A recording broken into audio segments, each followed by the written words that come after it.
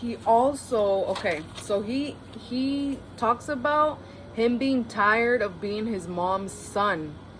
He's like, I'm tired of being your son. I just want to be like a roommate to her. And in my, like, whoa. What's up, everybody? This is Hollywood, and today we are going to be talking about Rudy Farias interview. Oh my lord. So many pages of information that I decided to write because I just wanted to analyze the whole clip. I do have the whole information that we're gonna run down from the beginning to the end of the video of the interview that Rudy did with the news channel. Okay, so to start off, basically the video, I will show little clips of it just to give a commentary, but for the most part I'm gonna go ahead and just speak my mind, and in my brain it just doesn't make sense. It doesn't add up. The first time I heard it, it was like so much information and I was just like, whoa, this and that, and I couldn't connect the dots. But after I started writing everything down and I watched it and listened to it maybe like 4 or 5 times, I kind of like got the hang of like what's going on, in a sense. I guess I got a sense of it.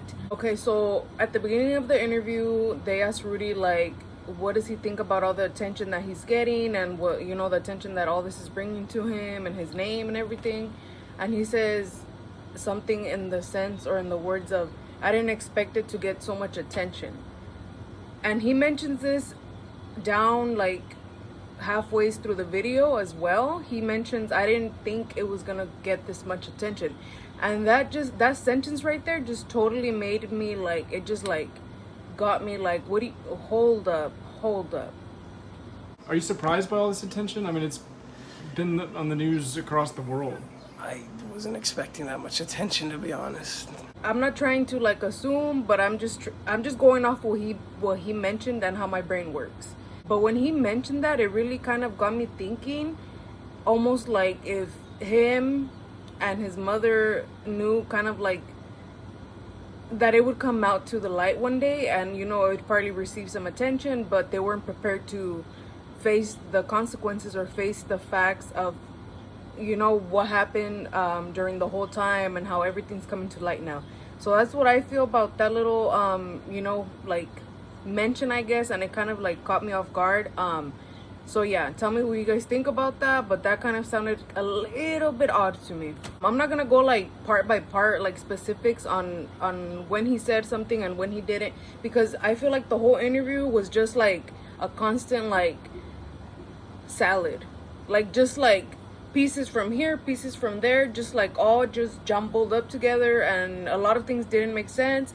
He kept mentioning a lot about colors and like what they mean and how, you know, they make you feel, and that very like, I feel like that's something that stood out the most to me, at least one part that stood out the most to me. I feel like it was less questions and so many like just random answers that he gave that led to like not even the actual like answering the questions that they gave him. They asked him if he believes he would he call himself a victim. He said yes, heavily. They asked him if he thinks that his mom took advantage of him. They asked about the hospital visit in I think 2012 or something. I might have the wrong, no 2012 or 2015, either or. I'm not sure which one it is. Apparently the mom gave an interview. She said that he had cancer, and his answer was that it had nothing to do with that he had a tumor on his heel, and that basically that she like forced him to go to the hospital to try to like I guess act like he was sick, faking, you know, an OD. She tried to like have him like take like, I don't know if it was like Tylenol PM or Aleve or something like that, but some type of like over-the-counter med. I had a tumor on my heel at one point, but that was irrelevant. Originally, I think all that had started because she wanted me to fake taking some, like, a bottle of Tylenol or, like, Aleve PM or something, you know, sleeping pills. Then they asked him, like, why did she do that? And he said that it has something to do with school, that because he was very depressed. And then he jumped from mentioning that to mentioning that he used to take, like, a Coke can and rip it up. And, like, it was just, I feel like, I'm not trying to, like, talk down on him, but in my point of view, it was very almost like orchestrated in a sense to where it was very, very dramatic. I'm not sure if I mean, I don't know. Maybe that's just the way that he expresses himself. But it was a little bit over dramatic for the way that I saw it. So he said like he ripped up the can and he shred his arms like literally like grated cheese, like a grater. Like he mentioned that kind of like connection of, you know, the can on his skin to the grater with the cheese, which is like super like intense. Like that made my skin just like ooh. Literally just rip a Coke can open and just run it on my wrist like a cheese grater. Like when I heard that, I'm like, oh gosh, like I can't even imagine his arms, you know. Like I had this mental picture of how bad you know, his arms would look if that was factual, if that was true. In this video, in the interview, there is a part in the video where they move the camera down, because for the most part of the video, there's just a blur, and I mean, you hear the voice and that's it. But so they move the camera down, and so you could see his legs. And I noticed that on one of his legs, I'll put a picture somewhere right here. On one of his legs, it seems like it's like very discolored, and he almost has like a lump. So they kind of show his arms, not like super clear, but they seem fine. Like his fingers seem fine. It doesn't seem like he has scars. And I know that when I'm not gonna say the full name to not get like, you know, whatever, but you guys know who I'm talking about. He mentioned that he was all cut up and he had wounds and this and that.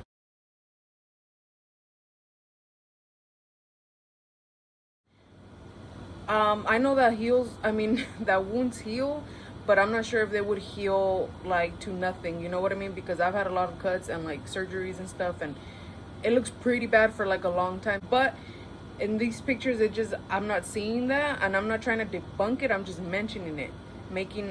Because I made notes about it, you know, how we talked about the can and everything. Also he mentions Stockholm syndrome a lot, and I feel like he almost just went in, you know, to the online thing, or maybe he just heard somebody speaking about it and then like looked up the definition, and that's like he's basically giving the definition every single time almost he talks about it, which is kind of odd to me.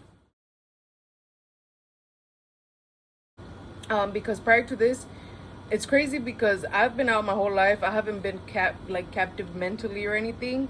And this kid, like, you know, according to him, he has been, and I know he's been reading a lot online and stuff, but to tell you that I'm 27, he's what, like 26, so a year apart, but I feel like his vocabulary is way more advanced than mine, and it might be because he reads and he does all this, you know. But anyways, I just researched the Stockholm syndrome, and it's basically when you get abused, you get trafficked, or, you know, all this stuff, this horrible stuff, you get this trauma, and you end up kind of like feeling, I guess, like empathizing with your captor, or with your, you know, the person that abuses you, I guess. You start like feeling bad for them, and maybe like growing feelings and stuff like that. And usually like you don't see like nothing wrong with them. That's what I understand from that. But for my observation to the whole interview, when he talked about his mom, it's like it was in a negative view, and I don't think he really talked like positively about her. Everything was just negative.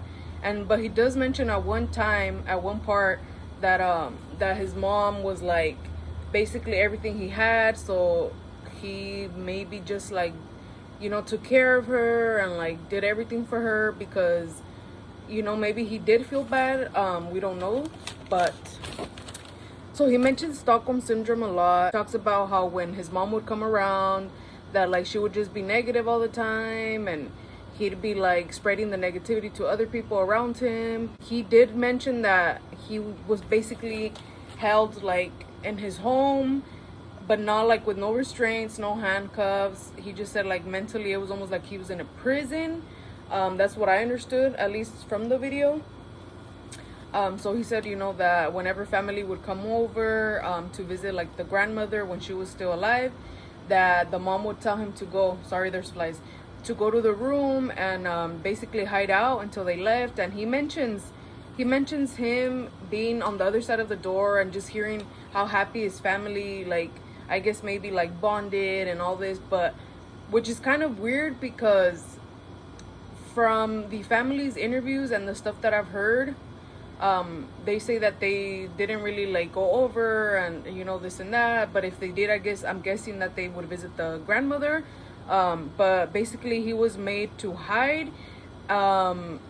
which is kind of odd to me because there was a video that Greasy put out and she showed like the back of the house, or I think it was like behind the house, where basically Rudy would go out to hide out, I guess, when there was people there.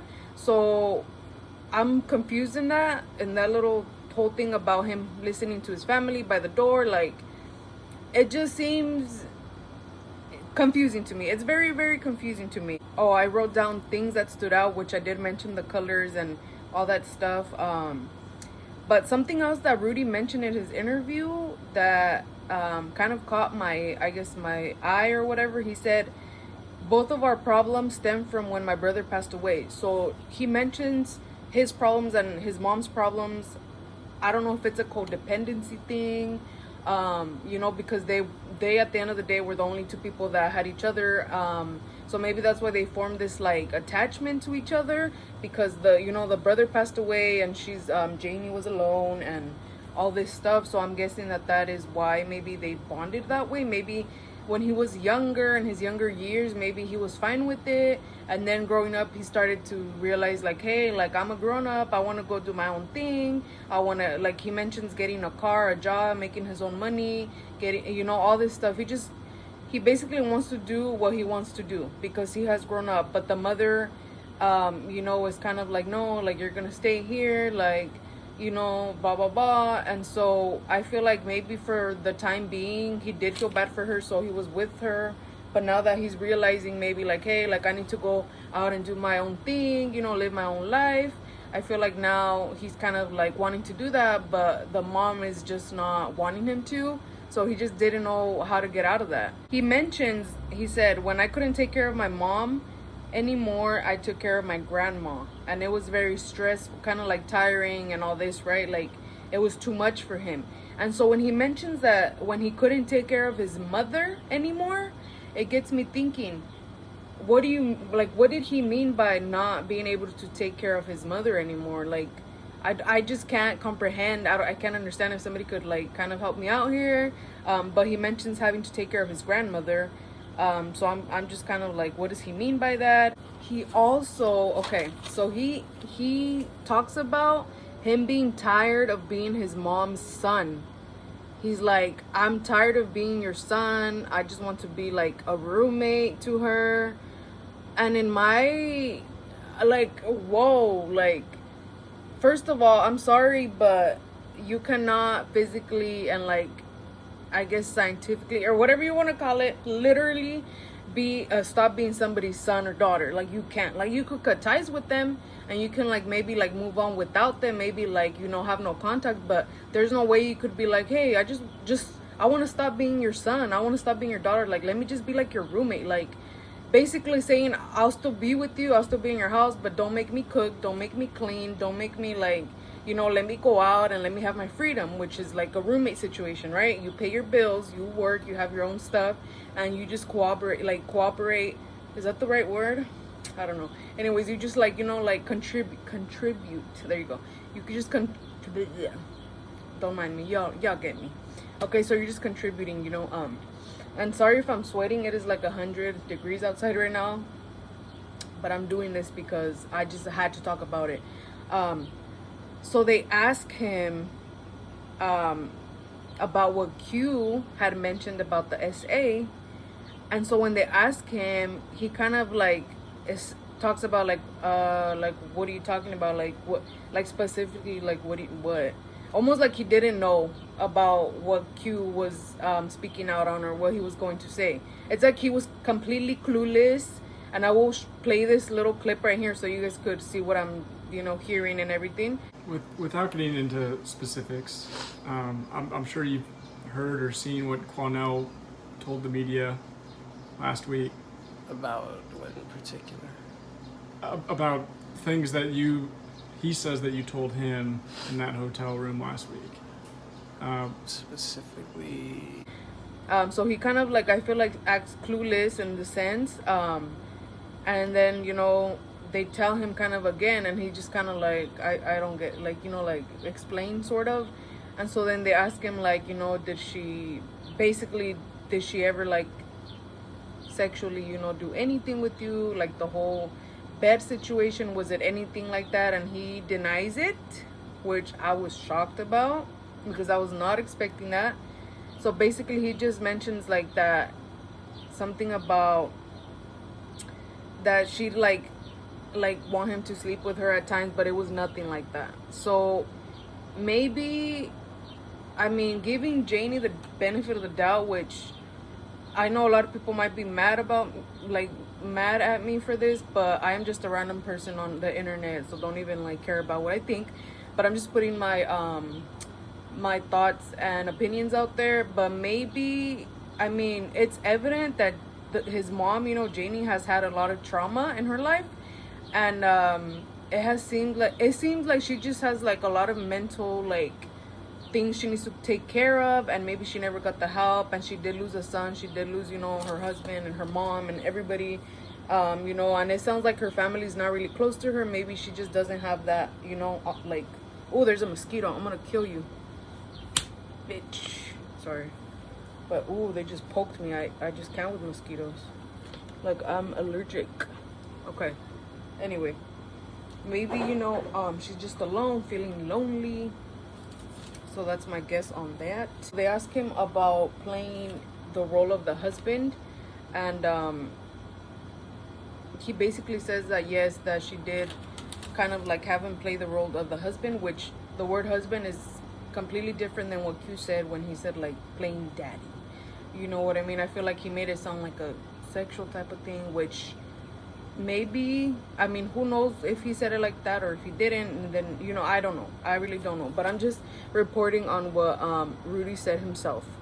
So he does say that she wanted him to cook and like, I guess take care of the house, maybe like work, pay bills, help with stuff, which doesn't necessarily mean play her husband, but maybe play the house, like, what is it called? Head of household, basically, taking care of her and her needs, as in like the home, and like maybe, just accompanying her, in her lonely times. That's what I'm kind of getting out of this. So they asked him, like, so it's nothing like that. And he said, no, she didn't do anything that would make me go like get a rape kit or go to file a police report, nothing like that. So he made it very clear that it was nothing like that. And that's just, I'm reporting once again what he said. I'm not saying this is what I believe, because we really do not know what went down. So they asked him about how he ended up in the church, right, where they found him, or where they allegedly found him. And he says that he had just been walking, and that he just kept walking around, because I guess like they told him, basically the questions that they were telling him, or they were asking him, were very leading, because they asked him, oh, so were you just done with it? Were you just trying to get away? And he's like, yeah, I was just like done.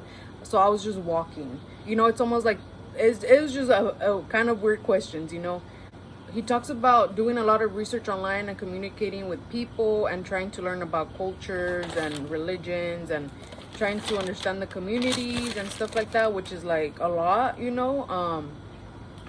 So I was like, whoa, like, okay, boy, get it. No, but in all, like, just honesty, I feel like, I mean, he wasn't deprived of, I mean, he even mentioned it. He said that he had all his basic needs met, as in, obviously, basic needs is health-wise, obviously, according to him and according to, like, pictures and stuff, she would take him to the hospital. I don't know if for legit reasons or not, but it sounds like he did have some health issues.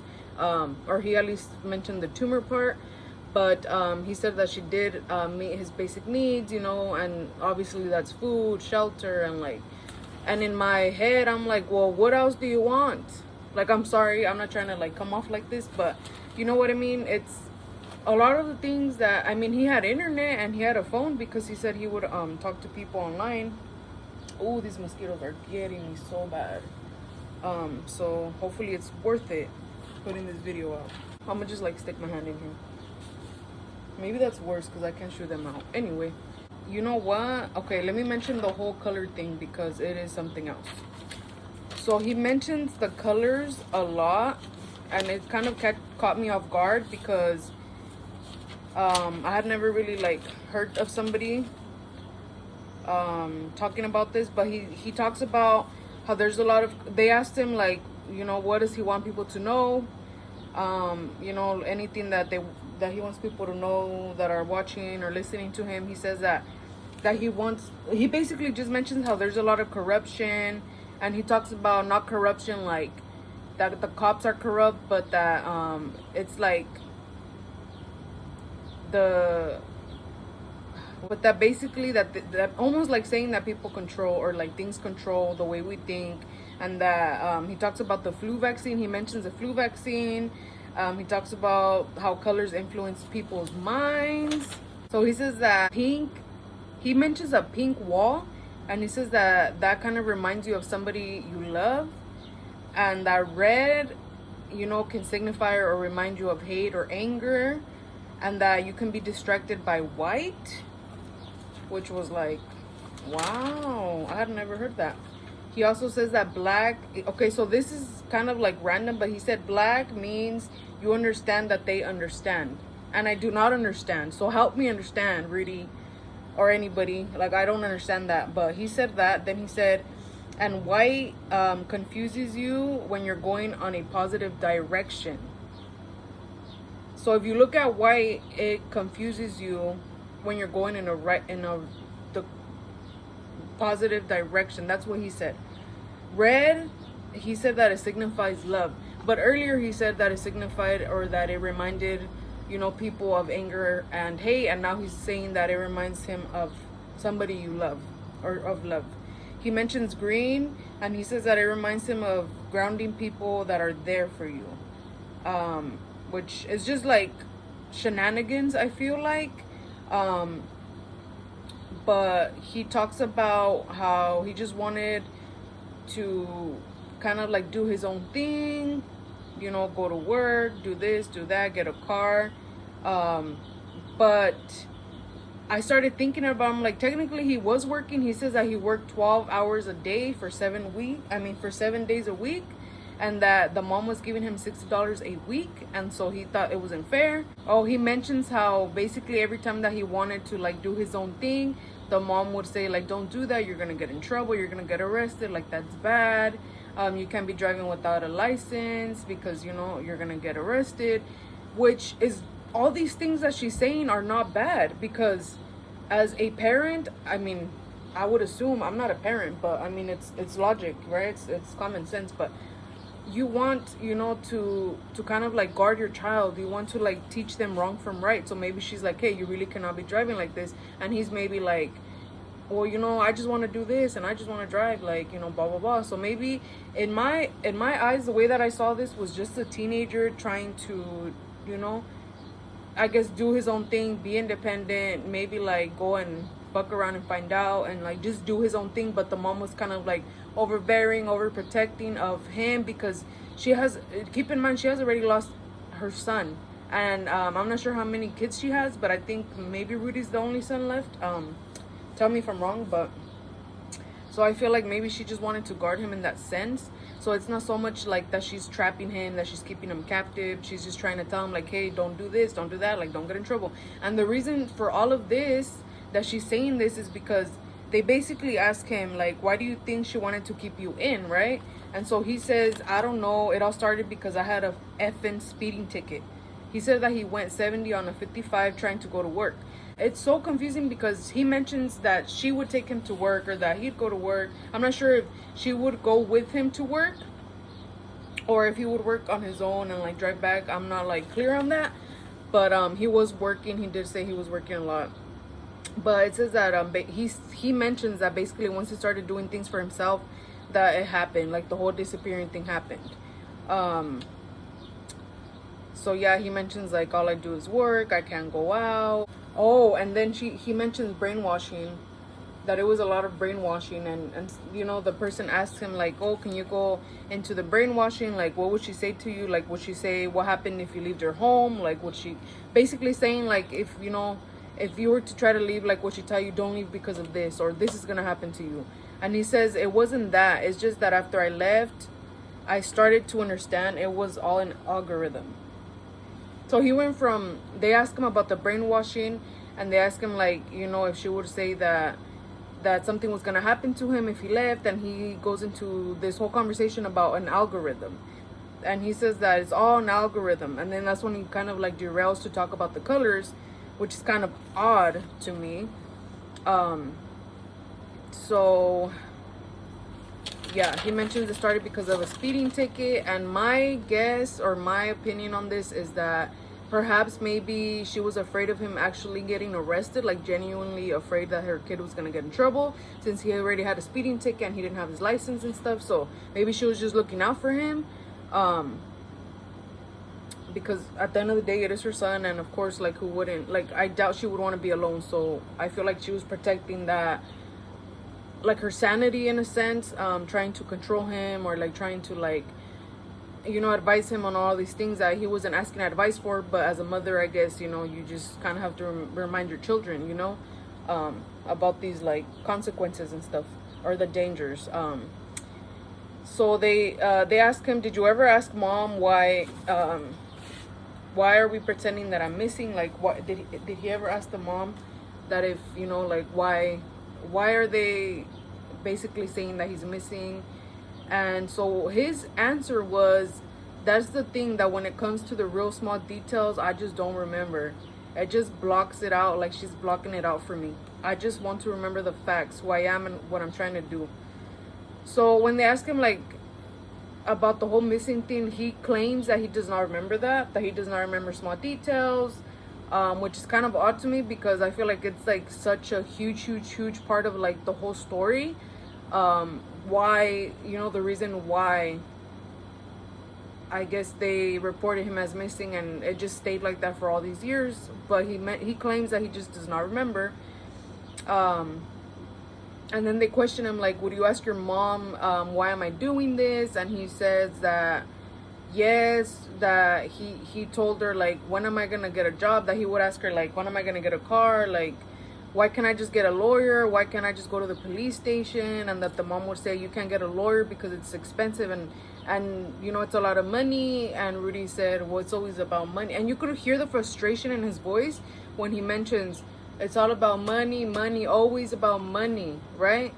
And so when he mentions that, I feel like I cannot overlook that, because they asked him once again, why, or did you question your mother, like, why am I doing this? And he says, you know, yes, I did. Like, why can't, like, basically he told the mom, like, why can't I just get a lawyer? Why can't I just go to the police station? Rudy knew what was going on by his statement there, talking about why, you know, he had that sense of, like, I just wanted to be done with, like, can I just go and say, like, dude, I haven't been missing, you know? I feel like that's kind of like the response he gave. And when he talks about, getting a lawyer and stuff, and that the mom was like, oh, it's too much money, in my eyes, or in my brain, I'm like, hold up. First of all, why would he be thinking about getting a lawyer? Unless he was doing something that was kind of off, or something that he knew he was going to get in trouble for, because a lawyer is there to defend you. A lawyer is there to, like, back you up and, like, you know, fix stuff for you in case you mess up, right? So by him telling the mom, like, why can't we just get a lawyer, or why can't I just get a lawyer, I feel like he knew maybe what was going on. I'm not sure if they agreed on doing this whole, like, missing, like, thing. Who knows how many people are involved, or maybe it wasn't meant to go that far, and then it just, you know, like, they just kept going with it, playing into it. Once it got too far, then, you know, this happened. But yeah, he does mention about the whole lawyer. And so they ask him, like, was she making money, you know, from your disappearance and stuff, or from you missing? And he claims he doesn't know, which is very shocking to me, because he talks about how everything is about money for his mother. So I feel like if there was any money coming in, or if she did receive the funds from the GoFundMe, he would know. I really do think he would know. And I'm not even trying to, like, push, you know, the subject on this, like, GoFundMe situation, but I think he would know. And then he talks about, like, they ask him about, you know, if she made money or whatever, and he says he didn't know. Then he talks about his aunt stealing a bunch of sodas. And then he says something about where did the money go to help find me, which is like just very odd, just super odd, like answers from his part. I don't understand the soda thing situation. I'm not sure. Maybe he said that to kind of like, like change the subject on the answer, or not wanting to answer the question. I'm not sure. All I do is work 12-hour shifts 7 days a week, and I get $60. Like, I don't understand how that's fair. So they asked him how did it feel being in the situation, kind of like what he went through for the 8 years. And the first thing he says is, it felt like Stockholm syndrome, honestly. Held against my will, mentally, not physically. He claimed that the mom would bombard him with negative thoughts and, like, I'm guessing negative words. Saying like basically, don't do this or don't do that, or maybe just being a negative Nancy. I don't know. I mean, I have, my family, and I've gone through a lot of like stuff as well, so I understand that aspect of it. When you have negative people in your life and you just don't want to hear it. So maybe it was that, but you can't blame the woman because she's gone through a lot. And I'm not saying she's perfect. I'm not trying to like back her up in anything. I'm just saying like she has a lot of stuff that went on in her life too. So maybe she was bitter. Maybe she's, going through a mental breakdown, which obviously she is, because this is not normal. None of this is normal. Not from him, not from her, or it just, everything's kind of odd to me. But I'm just an insider looking in. So don't get me on that. But, yeah, so he says, he does mention also that he feels like he can't speak his truth because it all gets kind of like twisted, like his words just like, they basically, like the media or like the, whatever, spin what they want, and they assume that, like, basically they assume things, they start assuming things, so that's why he said that he couldn't speak his truth, and because they assume stuff. So they asked him, okay, this is like so out of like context, or not context, but out of like place. But they asked him when he starts, his interview, they said, so where have you been for this whole time, like these 8 years? And literally he just responds 2 words, just home. And I'm just like that's it. That's all you get. I know that if, I guess personally, or, if I was to put myself in his shoes, if somebody asked me that, I wouldn't just bam respond just home. Like, it'd be so like even like hard to process, where have I been this whole time, because I feel like I would relive all the trauma and everything, and I wouldn't even be able to like properly speak, you know what I mean, or just like talk about it, which is kind of like crazy to me, because he mentions how he doesn't have anybody to talk to and he doesn't have people around him, and how mom kept him away, but yet he's speaking to these people like he's been doing this his whole life, like he's been communicating or even like practicing all this, which is a little bit odd to me. I don't know if anybody else kind of got that vibe, but it almost feels like he's just ready, like he already knew the questions and he already kind of like bam, like I'm just gonna say this, like he doesn't even think about it, he just kind of goes into it. And I feel like some of his answers are, I don't know, it's just odd, y'all. It's odd, and I know I'm not the only one confused in this case. It's just weird. But so yeah, they asked him, where you been, he says that, and then he talks a lot about spreading positivity and kindness and love. Just spread positivity and love. Positivity and kindness. Just spread more positivity. And that kind of caught me off guard, because Stay positive. for somebody that has been traumatized, Focus on the positivity. Spread some positivity. and claims to have been, I guess, like maybe abused and all this stuff, who knows what is true and what is not. But for somebody that claims all these things, or that is mentioning all these things, how he had to hide away, how he couldn't do anything for himself, and this and that, it seems odd, because he tries, or I'm not sure if he's trying or it's an act, I don't know, but I feel like he's kind of trying to like come off as such a positive person, as like, oh my gosh, like all I want is love and positivity, and All the positivity in the world. yes, like, everybody deserves this and everybody needs to feel love and this and that. And he talks about this like if he's had this throughout his life, which then he kind of refers back to like him saying how he didn't know what love was and his mom never taught him anything. So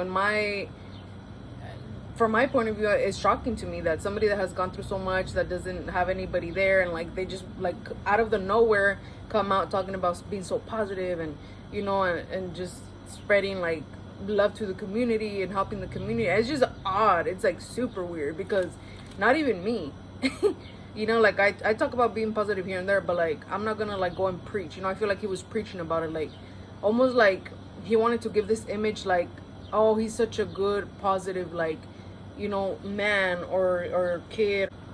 It almost felt like not genuine, not that genuine, to be completely honest with you. And that's just my personal opinion. You don't have to agree. You could disagree. We could, you know, agree to disagree, and that is completely fine. So that's kind of odd to me, because he does talk about that a lot, and talking about how the world should be more full of love and this and that. And it's like, dude, you just, I guess, went through all this or whatever, or claim to have gone through all this, but yet all you like worry about in this interview, a lot of it was, you know, oh, I just want to tell people that, you know, and like spread positivity and this and that. It's like a little butterfly, like, oh, like they just released him from his cocoon or something. Which, I mean, if he's being genuine, like, all, like, dude, all freaking power to you. That's awesome, you know. Keep that like positive mentality. Like, I don't care what situation you're in, if you can be positive and, you know, cool, like that's awesome. Like, I vibe with you, you know. But yeah, it's just a little bit odd. Like, that's all I'm gonna say. Let me see. I think I'm almost basically done with this, because he does mention that. Yeah, I think that's it, y'all. So this is a super long video. I hope you guys enjoyed the talk. I hope you guys enjoyed my point of view. I want to hear what you guys have to say about this. What you kind of think. Do you agree with me? Do you disagree with me? Like, let me know. Like, dislike, whatever you guys want to do. And welcome to my channel. Thank you for watching. I will have a part 2 if you guys want it. So peace. Literally just rip a Coke can open and just run it on my wrist like a cheese grater. Where were you? Where have you been? Just at home. She never like locked me in, or, you know, like handcuffed me or anything like that. You know, I had free will to leave. It just felt like brainwashing. She locked me in there pretty much mentally. Trying to study the best I can online, you know, understand how the world works, you know, understand different cultures, different religions, different everything. There's too much anger, there's too much depression and mental health problems in the world. If you see something white, like a white wall or a white pillowcase or a white car driving around the place, you know, you'll just understand that, like, you're just trying to have a positive thought, and then you'll look at something white and get sidetracked, and you'll get distracted about stuff, and a pink wall or something, or pink whatever, and then you'll just be reminded of, you know, somebody trying to help you, prosperity, you know, just somebody loving people. And red, people confuse that for anger or hate, and it felt like Stockholm Syndrome, honestly. Like, just held against my will mentally, not physically, just constantly, like, she was bombarding me with negative thought. Do you think your mom took advantage of you? Heavily. I just wanted to be free. I wanted to have my own job. I just wanted to live my life. I can't ever speak my truth because everybody wants to assume things. After I left, I started to understand that all of it's just an algorithm. It's literally all an algorithm. It's an algorithm that they control through the social media and through the colors. If you look at something black, you understand that they understand. If you look at something white, it'll confuse you when you're trying to go in a positive direction. If you look at something red, it'll remind you of love. If you look at green, it'll remind you of, you know, like grounding people that are there for you and stuff. I don't know. It all started just because I had a speeding ticket. I went like 70 and a 55 trying to go to work. And that's the thing, when it comes to the real small details like that, I just can't, I don't remember. It's a Stockholm type of syndrome where it's just, you know, you just fall in love with your captive and just want to take care of them, do this and that. I used to have to sleep in their bed sometimes. I don't remember why, just like next to her. It wouldn't be anything sexual or anything like that. I wouldn't lie about that, because there's plenty of people that need honest truths when it comes to those things. That just muddies the water to lie about those type of things. That's where I said the media, they like to twist my words and confuse things. I never said anything bad about her in that regard. You actually speak to the police ever? Like once or twice. Maybe once when I was driving my mom's car and they pulled us over because, you know, she wasn't feeling good. She had took some pain medicine after a surgery and, you know, she was struggling to drive. So I was like, you know, just get over, you know, just get in the passenger seat. I'll take you home. It's not too far, you know. I would just have to listen to my family be happy and cheerful on the other side of a door. And it's like the father figure, you know, he's a provider. He took care of the family, you know, me and my mom. When you finally left a few weeks ago, when you were found at the church, what happened? Did you just finally have enough? Yeah, I just been walking. I just wanted to get away. I didn't care if I had a car or money or anything. I don't care about money. I don't care about a car. I don't care about anything, just happiness and love. Do you call yourself a victim? Yes, heavily.